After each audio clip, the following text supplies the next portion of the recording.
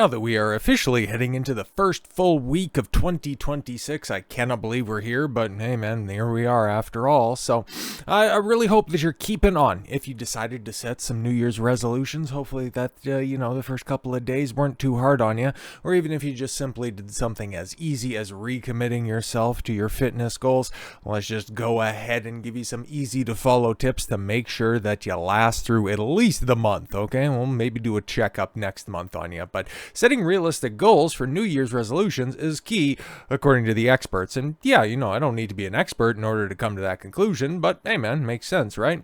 Small steps to creating new habits could be key to keeping your New Year's resolutions. Just a few days into, well, this is obviously when this article was written, but hey, we'll just go ahead and update it for fun. But yes, a few days into 2026, many people have their New Year's resolutions weighing heavy on their mind, and it's no surprise that getting into shape is a popular goal. Well, it has been, okay, for for as long as there's been a thing called New Year's resolutions. Yeah, it's been losing weight has been probably the most popular, right on top of just dropping other bad habits. But fitness and nutrition experts, however, say that it's important to think about your long-term health rather than just simply losing weight. According to multiple experts, the number one mistake people make is setting unrealistic goals and then feeling bad for failing. They enter the gym for the first time in 20 years, and then they want to go 6 times a week, 2 hours per session, said Gabriel Hardy, General Director of the Fitness Industry Council of Canada. Hardy was asked,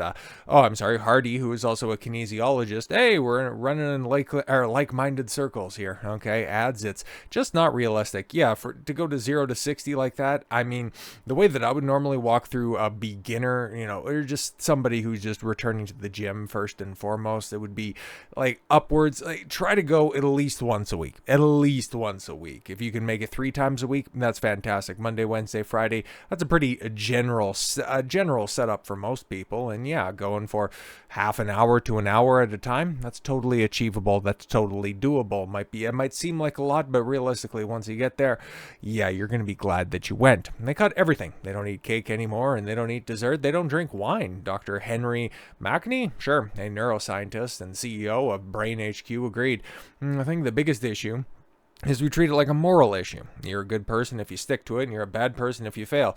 Well, I would tend to agree with that, but anyways, and we should think about it like a learning issue. Yes, of course, that makes sense.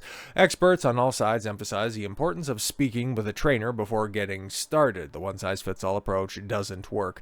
Well, yeah, first and foremost, just getting a good general understanding of what you want to do, just getting up and doing something, that one-size-fits-all approach, that's fine in and of itself, but in general, yeah, once you start to get a little bit more dedicated to the gym or to an exercise routine, however you're going to do it, I would always recommend a gym. But if you want to do something else, that's totally within your own purview. But yes, then you want to start to get a little bit more specialized, a little bit more tailored, depending on your certain goals. And if you come in very high strung and high stress, maybe a hard workout isn't what you need right away. Maybe you need to go meet with one of our mindfulness professionals and go over that first. Well, yeah, of course, just whatever is really nagging you, because maybe it is a few extra pounds, or maybe it is just something deep seated in the back of your mind that's just really driving you to make some really bad decisions. Same goes with nutrition. Wherever possible, get tailored advice is extremely important, said registered dietitian Vanessa Perrone, especially with the overwhelming amount of information that we have that is not meant to be individualized. Science also proves that those who are ready to make being healthy a lifestyle rather than just try to lose weight are the ones who succeed. Exactly. The majority of work and where people struggle the most is really behind the scenes, Perrone added. The consistency with the groceries, the consistency with the planning, and getting the food on the plate is an essential part of being healthy.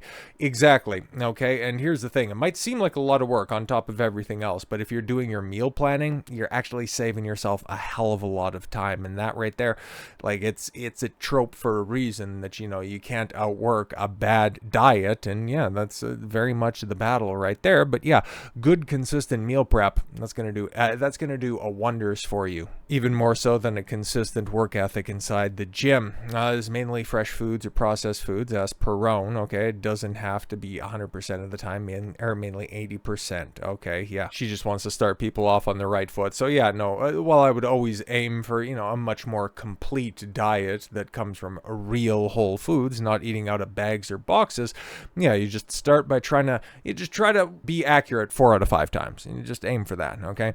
Whether it's cooking more meals at home or setting realistic fitness goals, it's important to celebrate the small wins. But yeah, don't exactly sit down and celebrate, hey, I lost 5 pounds, let's have a whole cake. Not exactly a winning strategy there. That's how the brain learns and rewires itself, and that's how we build new habits that can actually become lifelong habits. And that's what we want to get out of our New Year's resolutions. They always seem campy, they always seem trite at the beginning, but when you start to follow through on all of this stuff, it stops so much being a resolution and just a way that you live your life. So with all that said, thank you all very much for the gift of your time. I've been Don Consuelo. I want you to follow your gut and get after it. Take care, everyone.